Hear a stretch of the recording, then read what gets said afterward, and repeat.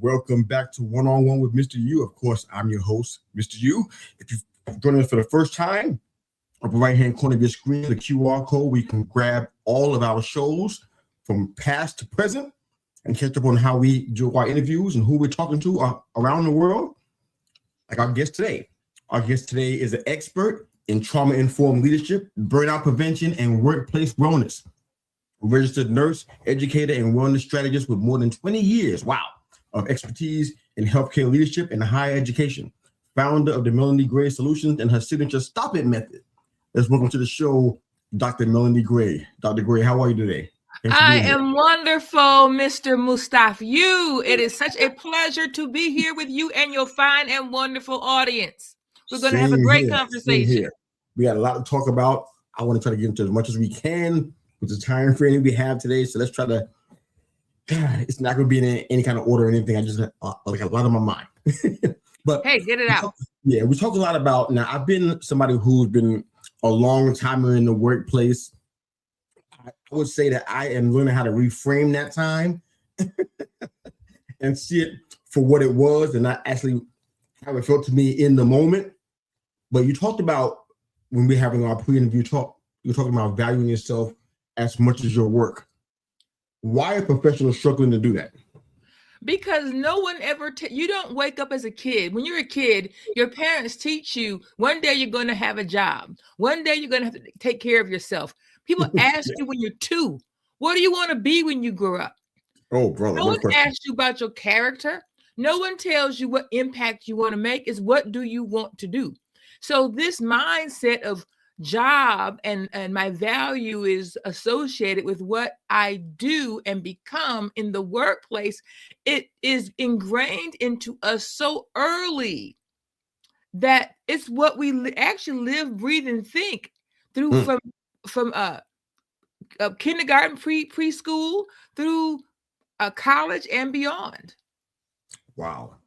So here's something that I see. I've seen this in the workplace arena, in the workplace culture, but I also see it in ministry, areas where I travel, ministry, coaching, even somewhere in the podcasting where I hear some friends send me messages. I'm not going to bring them out and share their story. That's for them to share. But I see people normalizing exhaustion as some kind of badge of honor. I'm exhausted, so that means that validates what I do.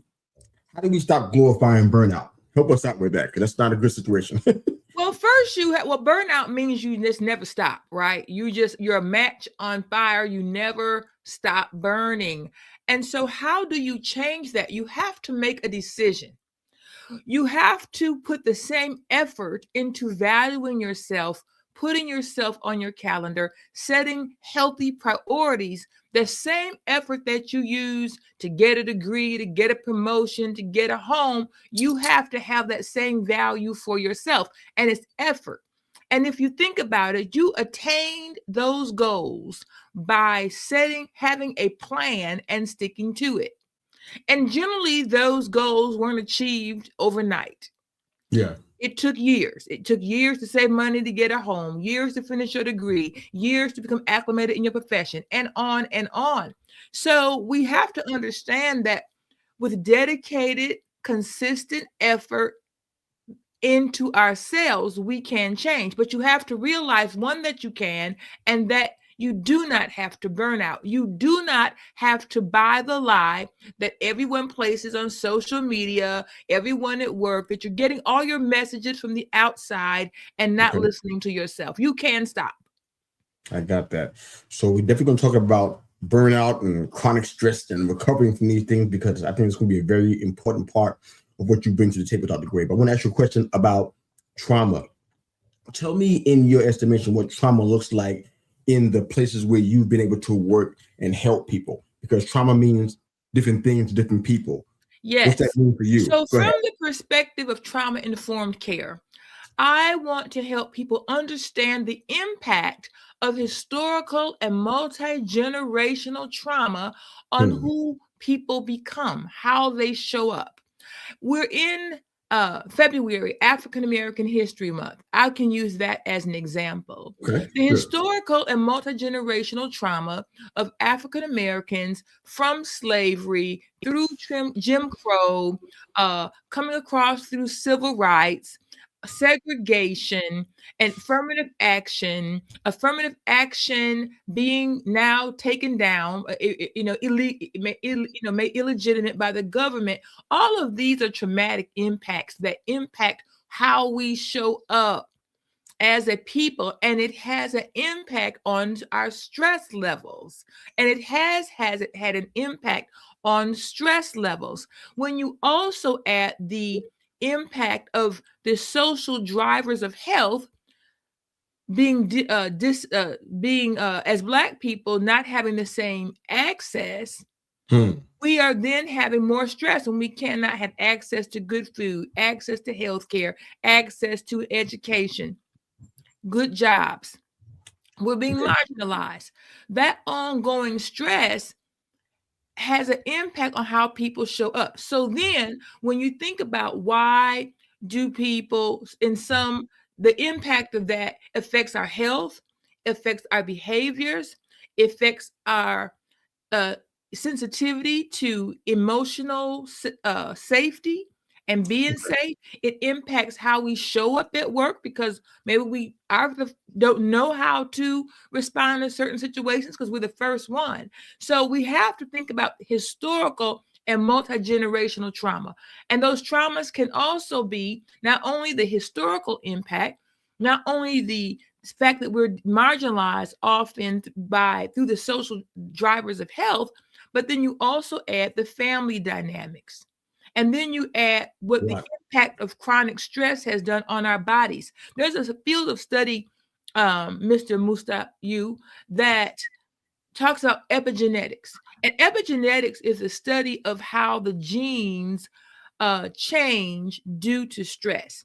Stress does not change the DNA sequence, but it does change how the DNA responds to life, health. So therefore, when you look at certain populations, and I'll use African Americans, if you see a tendency toward greater weight, toward hypertension, toward diabetes in some family groups, the research is indicating that potentially that is because of the impact of the stress and the trauma.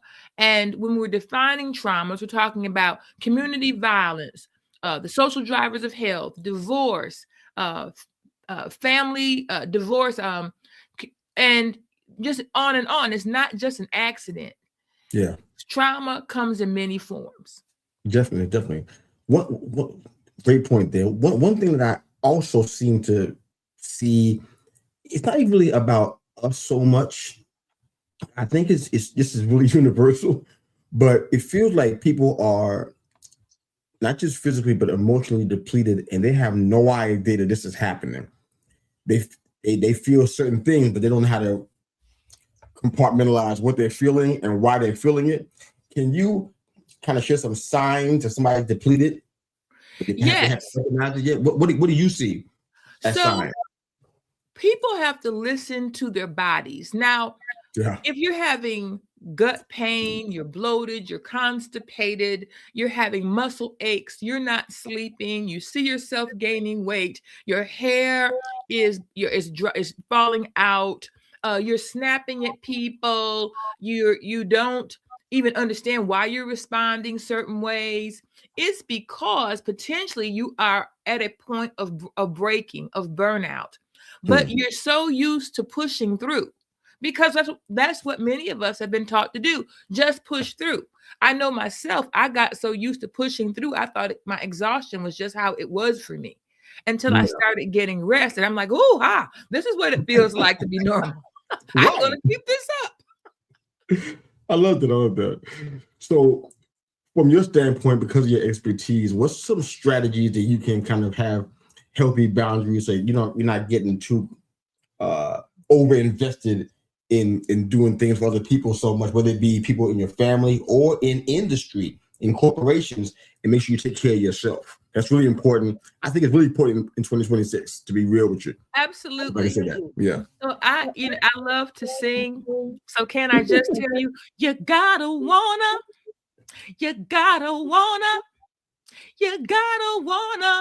invest in yourself. You gotta wanna, All right. you gotta wanna invest in yourself. So you just gotta wanna, sir. And then, like, you wanna do other things in life, you have to make you a priority. You gotta put the brakes on. Right. And you have to also realize sometimes we get roped into things because our friends and our family get used to us saying yes all the time. And we're kind of like an easy mark. And then we kind of like having this super S syndrome, super soldier, super sister, super saint, super worker, super cousin. And we kind of get these secondary gains from everybody saying, oh, you can always get it done. We can always go to her. We have to stop that and say, okay, I don't need that. This is wearing me out, because you teach people how to treat you. And you want people to treat you like a gift, and you want to live better. You got to treat yourself first like the gift that God made you to be. There you go. No, that's good. That's good. I get that. I hear that. And to be honest with you, last year was probably one of the first times I really began to embrace self-care. We're talking about somebody who's been around the sun more times than you might believe about me. And I just really figured it out last year. Is there any practical way that you can help somebody who's watching, listening right now, put that into action? I mean, I love your song. I love what you said. But how does somebody actually get that? Because in a world that's so frenetic and there's so much stuff going on and so many drives and pulls and influences, what can you say practically? You know what? You got to take care of you. How do you talk to the person who's watching, listening right now, who may not understand how to do it? They're so busy, got so much stuff in life, so many irons in the fire. Can you help them? You gotta stop in the name of your self-care. Self-care is the new healthcare. Stop in the name of your self-care. Self-care is the new healthcare. You got to do it. You got to do it. And so how you do it? You got to put yourself on your calendar. You've got to be intentional. First, you've got to scan your body. Scan yourself. Listen to yourself. I don't feel good. I do not like the place that I'm in right now. And then you have to be willing to tell yourself the truth. I need to make some changes in my life. And then you have to own that. You have to own your no when people are telling you or asking you. Right there.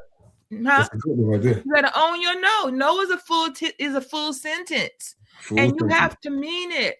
Sometimes people come to you first because they think you're an easy mark, you're an easy yes, and they can just move on, get an answer, and they can move on, but it's not good for you. It's important that you set your priorities. What do you want? Pause. So what you have to own your no, and then P, you have to prioritize yourself. Now, in that, means you cannot be a people pleaser, because when you start making yourself a priority, everyone's not gonna get with that game. They're like, what is wrong? I like it was. What's changing with you? Something going on with you. You think you better, you whatever.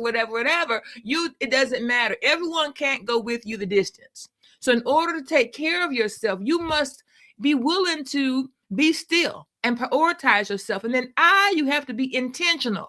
Like, you're intentional about getting up, getting your coffee, getting your Starbucks, making your breakfast, combing your hair. You're intentional about many things. You can apply that same strategy to yourself. It's not like you don't know how, you just don't do it for you. And then P, you have to be willing to prioritize yourself and succeed.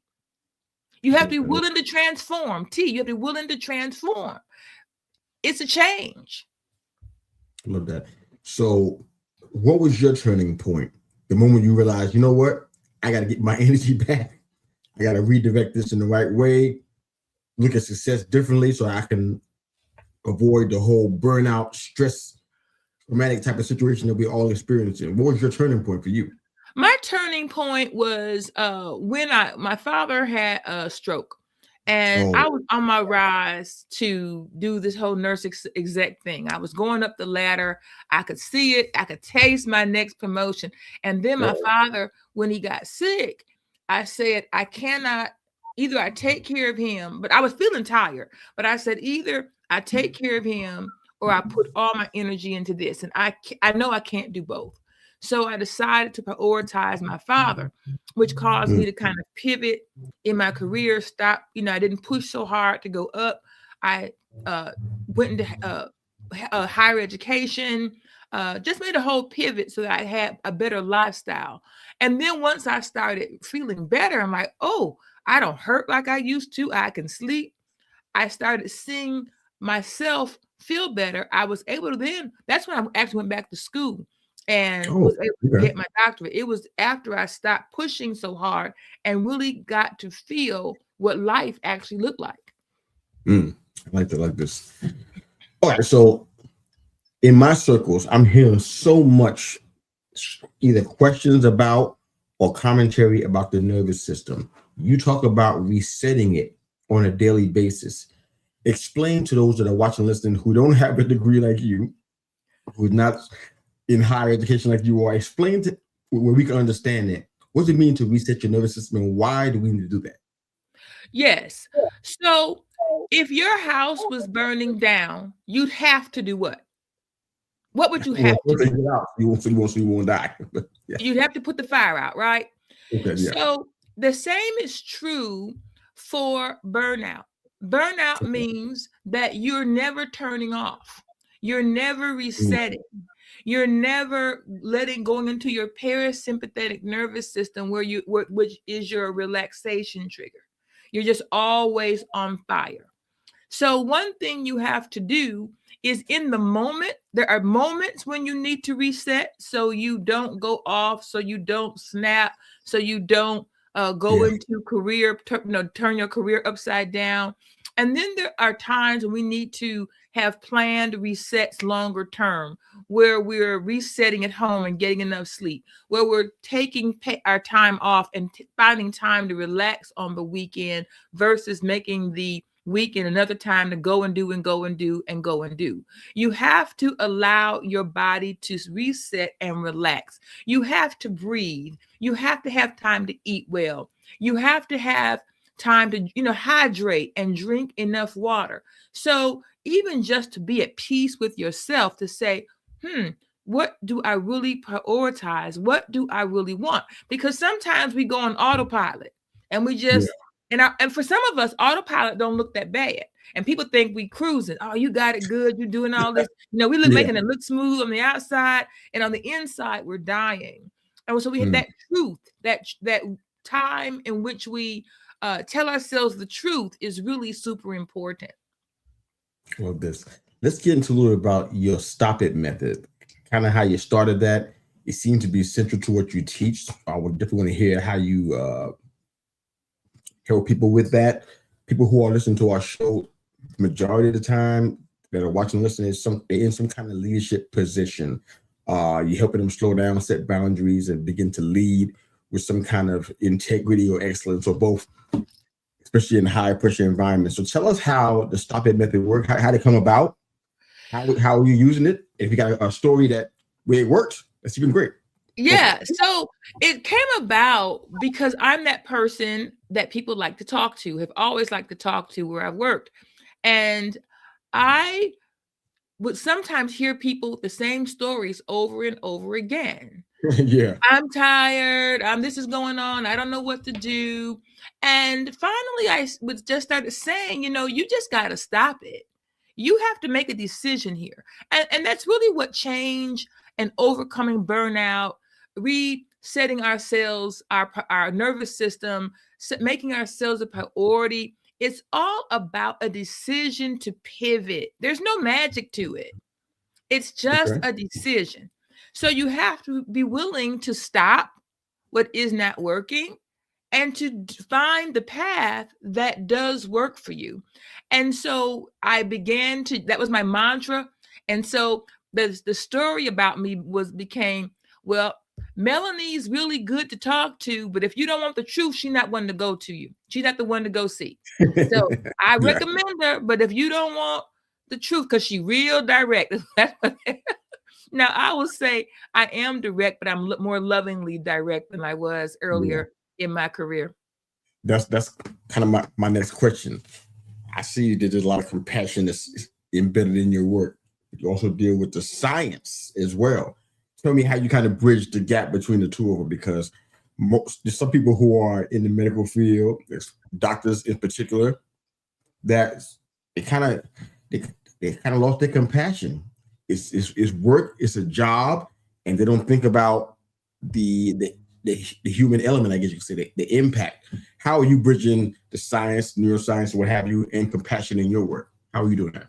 Well, I work to help healthcare leaders, professional healthcare workers understand when they're at a point of being of experiencing secondary trauma, and because of the work that they do. Compassion fatigue is real when you're continually putting out fires and taking on the challenges and pain of others. Sometimes it just becomes on, it builds up, and the only way to work through it is to desensitize yourself. So when I'm working with healthcare workers, I want to help them understand when this is happening so that they can then tell themselves the truth, stop it, and make a different choice. Sometimes you have to pivot out for a while, or you have to reduce your hours in that work so that you can get healthy again. Some people pivot out. Some people reduce their hours so they can get healthy again and become the people that they really want to be on the inside, to reestablish that compassion. Yeah. So why do you think trauma-informed leadership is so important? I think I understand the answer before you even say it, but can you share that with our listeners and viewers? Why is that important even now? Well, trauma-informed leadership means that as a leader, you are sensitive to the impact and widespread trauma that is so pervasive. So the Center for Disease Control estimated, even before the pandemic, that over 67% of all Americans had had some type of adverse childhood experience: divorce, community violence, crime, chronic illness. They'd had some type of trauma. So when you couple the pandemic, and you couple what's happening with the world right now, a lot of people are experiencing some type of trauma. So a trauma-informed leader understands that when their team comes to work, they haven't dropped all of life at the door, and that they're bringing in their past traumas, they're navigating what's happening in the world, and it can affect how they show up. So a trauma-informed leader, being responsive, might say, I know that this is happening in the world right now. How is everybody feeling? Does anyone have any family members in Venezuela? Do any of you, there's a fire in our community the other day. Does anyone have someone that's related, that's being impacted? We want to care about you. It's recognizing that life is happening, and being sensitive in how we talk to people so we don't trigger them. One example I'll use is I was working with a student once, and every time I just looked at him, he would literally break into a sweat and start shaking, trembling like I had never seen before. And so I pulled him aside one day and I said, "Help me understand what you see when you see me." And because I've never had anybody react like that, like you're shaking, help me understand. Wow. I just stand there and you're freaking out. And he said, Wow. "Every time I see you, I see my father."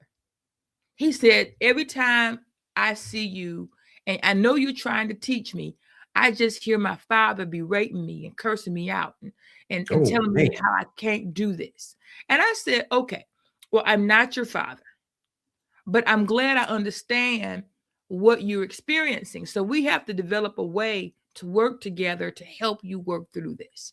And so that's what we did. So leaders have to understand how they show up can be triggering for people that they work with, and to be sensitive to that. So it's very There's a lot more I could say about it, but it's really leaders understanding that people have lives when they show up. They have a past and a history that you should be sensitive to. So avoid directive words like you should and no, and just because I said so, and avoid all the long emails when you really could just pick up the phone or check in with somebody on Teams, very quickly, have a quick conversation. Those small things are ways to reduce the stress and trauma as a leader and be trauma informed.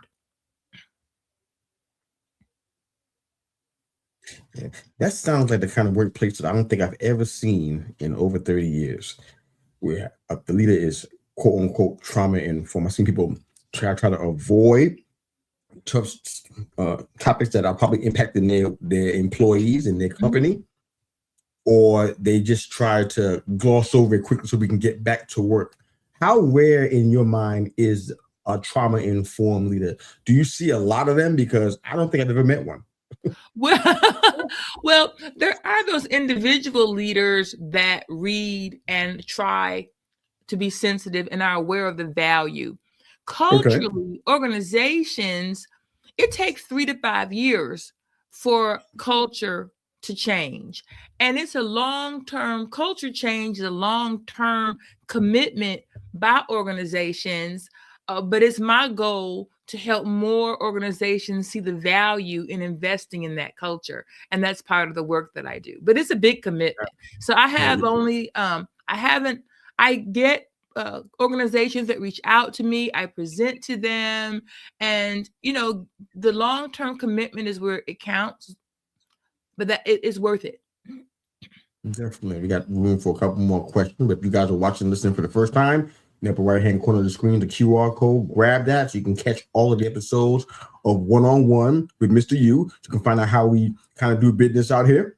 Upper right-hand corner of your screen, the QR code, grab that with your phone so you can catch our previous episodes. A couple more questions for you, Dr. Gray, and we can get you out of here. So are you dealing more with younger generations, younger audiences, or is it more middle-aged to senior audiences? Who have you found yourself helping more? Oh, both. Okay. Both. Because younger people want to know how to manage their anxiety, and they want the encouragement that life is going to be okay. Am I going to be okay? And having, I've been around the block a few times, and so I can give them that wisdom that yes, you will survive this. Older, more mature people want to know if they're in their 40s and 50s, how do I keep going amidst everything that is changing? How do I protect myself, manage myself to go the distance? And then there are those people that are more senior that really want to do better and are more aware of their impact and the legacy that they want to leave. Now, in some workplaces, there are 7 generations working together now. Oh my goodness. And so there is a need with the intergenerational workforce for people to understand each other and to become more sensitive. And I do feel that people in the workplace do want to do that. People want to do well. They really do. Absolutely. All right, final question for you. Great answers, by the way. Thank you for putting the time in and be here with us. All right, so final question for you. For the leaders that are watching, listen, I want you to speak to them. For the leaders that are watching, listening to this show today, probably feeling depleted, not sure how to make this turn that you have already made successfully, what can they do within the next 48, 72 hours to kind of shift the internal mindset they got going on, and then kind of enhance their presence as leaders and be effective in that area? That's who you speak to, I think, with your work. What would you say to them today? So I would tell them, if you only had 72 hours and you're listening right now, I would make it my business to leave work in the next 2 hours by 6 o'clock. And then I'd turn my phone and my computer off. I would go home. I would cancel any commitments I could this evening. And I would make sure that I had a good meal. And I got myself, went to bed early, like 8 or 9 o'clock. And I give myself, so I got a good night's rest. And then I would make sure I clean my calendar off in the same way Wednesday and Thursday, and leave on Friday early if I could. If you got PTO time or paid time off, vacation, whatever you call it, I would try to take it on Friday. And I would give myself a longer stretch, get my errands done, and enjoy the weekend doing nothing. I would give myself a pajama weekend where you just stayed in the house and binge on whatever you like. You know, I like Hallmark Channel, whatever your thing is. I would and just listen to yourself.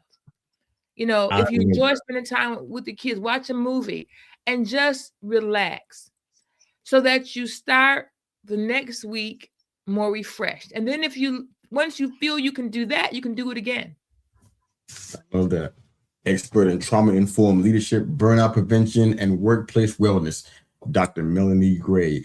Her information is in our show notes, so you can find her link there. If you want to contact me as a coach or a podcast host, my link's also in the show notes as well. Thanks again for watching and for listening. That's Dr. Melanie Gray. I'm Mr. U. Thanks again for watching us. Have a great day.